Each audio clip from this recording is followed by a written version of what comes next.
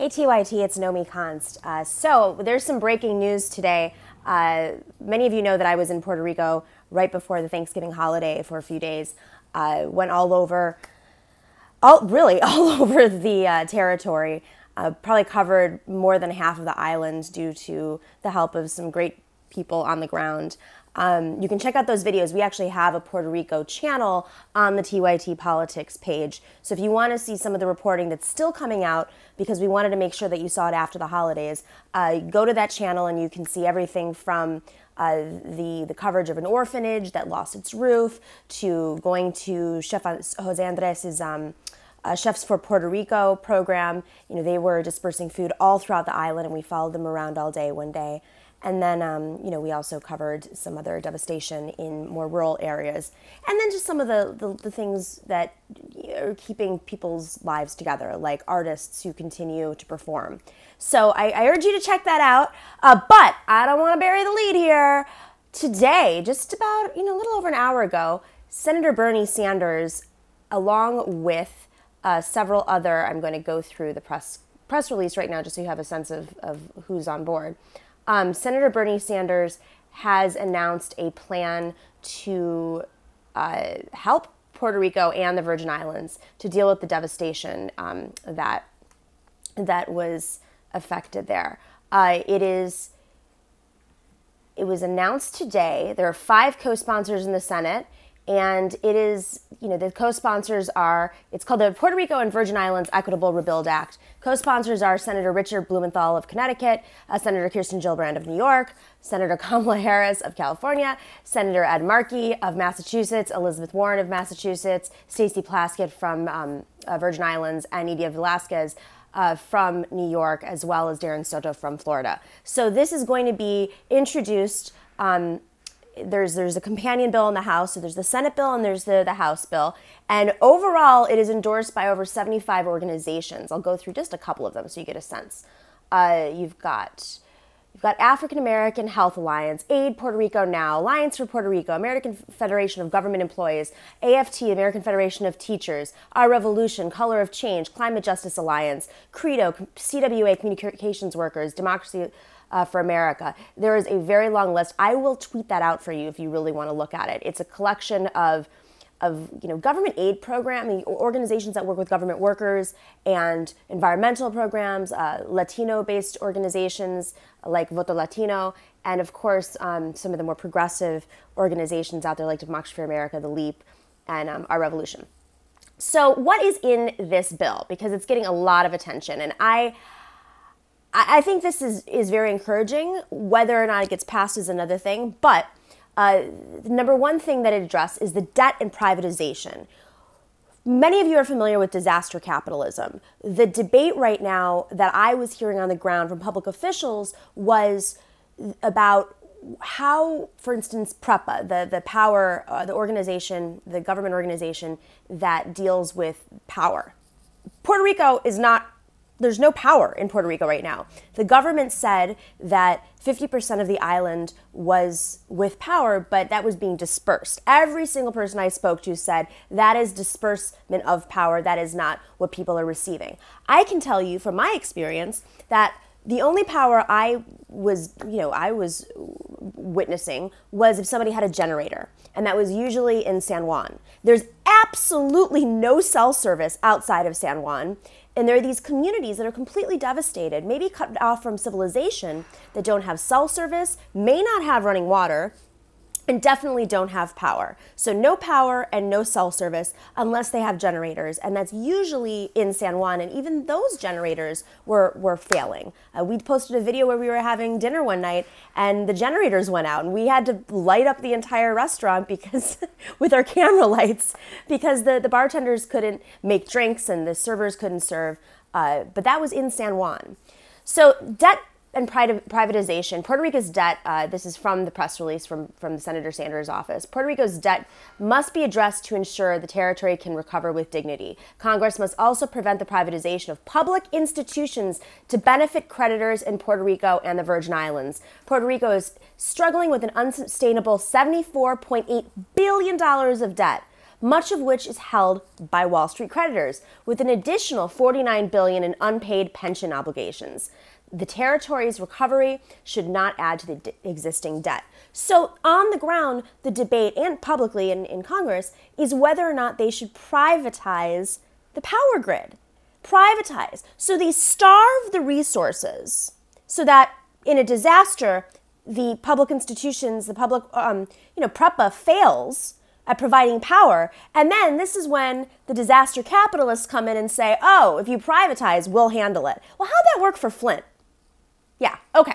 So the second thing that this addresses is resilient and renewable energy. This is very encouraging, and I think it was bold and forward-thinking. Instead of simply rebuilding an antiquated, centralized, and inefficient system dependent on imported fossil fuels, the bill ensures the electric grids will be rebuilt to be more renewable and resilient, to provide less expensive electricity and create local jobs. All of these things are being discussed on the ground. People don't have jobs, they don't have power, so they can't even operate their businesses. They're waiting. They're waiting for the government to recover. In the meantime, as many of you saw in some of our videos, you have bridges that have collapsed and people can't even get across the bridge to get food at the grocery store that just started providing goods. The third thing, Medicaid and Medicare parity. The healthcare systems in the Virgin Islands and Puerto Rico were inadequate before the hurricanes made landfall, in large part because they receive far fewer federal dollars compared to states. The bill makes Puerto Rico and the Virgin Islands eligible for the same Medicare and Medicaid benefits as the rest of America. The fourth thing, rebuild and improve the VA hospital and clinics. Appropriates necessary funds to the VA for veterans in Puerto Rico and the Virgin Islands. Number 5, improve public schools, colleges, and child care facilities. In addition to rebuilding damaged schools and child care facilities, we must face the fact that many of these facilities were inadequate before the storms hit. And that's absolutely true. We saw that many schools were shut down after the hurricane, that they didn't have power, some didn't have water or clean water. Some schools started to operate again. I heard that public school or private schools went back up and running a little bit faster. Shocker. So I think it's a very smart take. Number 6, invest in infrastructure and spur economic development.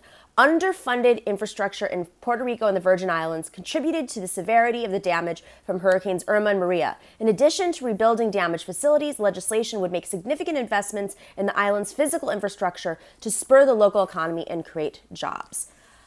This is all over the place, right? This is what we're dealing with across America. We don't fund our infrastructure, and then that's again when the capitalists come in and say, oh, well, we'll take care of the bridges and roads. We know, the evidence is out at this point. It doesn't work. We have to fund our infrastructure. And when they don't fund it, and then there's a disaster, these disaster capitalists come in and say, well, the government's in debt, so why don't we take care of it at a lesser cost? The last part of this bill addresses environmental cleanup. Puerto Rico and the Virgin Islands have significant environmental contamination related to the hurricanes, prior pollution, and the legacy of military bombing exercises on Vieques. There's a military base on Vieques, the island off the mainland of Puerto Rico. The legislation would provide grants to the EPA, the Department of Interior, and the Department of Defense for environmental remediation. So, I heard this a lot on the ground. People were worried about water contamination. They were concerned about there's also just health risks. All this water is sitting on the ground, and there's already a mosquito problem. It's incredibly hot and humid, and it was unseasonably hot at this time of the year. So there's multiple effects that occur after a huge storm like this, especially when there's no government assistance. So essentially, the Sanders' bill, this is coming from the Washington Post, Jeff Stein. Sanders' bill is highly unlikely to get a vote in Congress and is more generous even than the $94 billion requested by the governor of Puerto Rico, Ricardo Rossello. Now, Ricardo Rossello has been discussing whether or not he wants to accept privatization. He has not endorsed this plan. Mayor Carmen Yulín Cruz from San Juan Mayor has endorsed this plan. There's a little bit of a tension between them. People are saying this is the closest thing to the Marshall Plan for Puerto Rico. Now, It is an expensive bill. It would give $62 billion to help the cash-strapped Puerto Rico from the Washington Post. $52 billion for economic development, $27 billion for infrastructure, including new energy infrastructure and environmental remediation. Now, Trump contrasts this to the emergency funding that Trump relayed to many states affected by the hurricanes. He had a $29 billion plan. And that was to cover Texas, Puerto Rico, not the Virgin Islands, and Florida. That is a fraction of this bill that is specifically designed to deal with the crisis in Puerto Rico and in the Virgin Islands, U.S. Virgin Islands. So, I mean, this is essentially, you couldn't find a debate that reveals the dynamics between the Republican Party and the left, the progressive-leaning Democratic Party. You know, when Democrats started to move towards privatization, that's when Democrats lost their strength, in my opinion. I think that so many centrists really thought that there was this, private-public partnership that was billed. It was very sexy, it was very shiny. There was a massive campaign to woo lawmakers into supporting these partnerships, when at the same time Republicans were cutting funding across the board. So this is the Republican design to use the government, weaken the government, hurt communities, in particular communities that don't have access to a lot of the resources. When you're isolated like this, you literally don't have access to resources. You're on an island. So you have to import, especially during devastation, you have to import goods. This reveals the divide in my mind. Now, whether or not this is going to get passed is another issue, but that doesn't mean that you don't try. This is something that Democrats could really unite around. I'm actually quite shocked that the governor of Puerto Rico is reluctant to support this plan. But again, there's strange dynamics on the ground in Puerto Rico. The politics is very complicated. So, all right, that's my quick report on the Marshall Plan for Puerto Rico that was introduced by Bernie Sanders. I will continue to discuss what I learned in Puerto Rico in different pieces throughout this week, because there's so many aspects to what has occurred in the 69 days. It's been 69 days since Hurricane Maria hit, and most of Puerto Rico doesn't have power. Most of Puerto Rico outside of San Juan doesn't have cell service. Many parts of Puerto Rico don't have water or clean water. Most of the schools are still not open. Some are, but most of them are not. This is a U.S. territory. These are U.S. citizens. You know this. And our government has completely ignored what's happening on the ground. You have bridges that have collapsed. You have orphanages and nursing homes that have roofs that have been ripped off. They've run out of tarps. So if your roof was ripped off, and it rains pretty much every day in Puerto Rico, then you're getting rained on and your place is getting flooded, not to mention the mold that comes up and all the other bacteria that grows and the mosquitoes. So there's a shortage of tarps being produced right now. Many, and I can't validate or verify this yet, but many say that most of the tarps went directly to Houston first because that was a hurricane that occurred before Puerto Rico. So they're frantically trying to create more tarps so that people can cover their homes. Not to mention that they're not even ready to rebuild and they have to fundraise to rebuild. Especially these, we went to the orphanage and they have to fundraise to rebuild their orphanage now.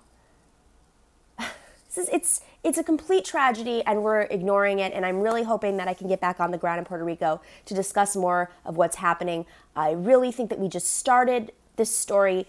Other aspects of the story, of course, are the effects of disaster capitalism. We saw a couple of days in San Juan, we noticed that there were some contractors cutting deals in restaurants, some of which were from gas and oil companies. So I'd love to explore that side of the story as well, like who's on the ground trying to make money off of this disaster. I'm Nomi Const. Stay tuned. Watch all the videos from Puerto Rico. Trust me, they're worth it. The visuals are crazy. I mean, it was a very powerful trip. And I'm not going to stop talking about Puerto Rico until our government does something about it. And I'll probably still keep talking about Puerto Rico and the Virgin Islands, of course. All right, thanks, guys. Have a great day.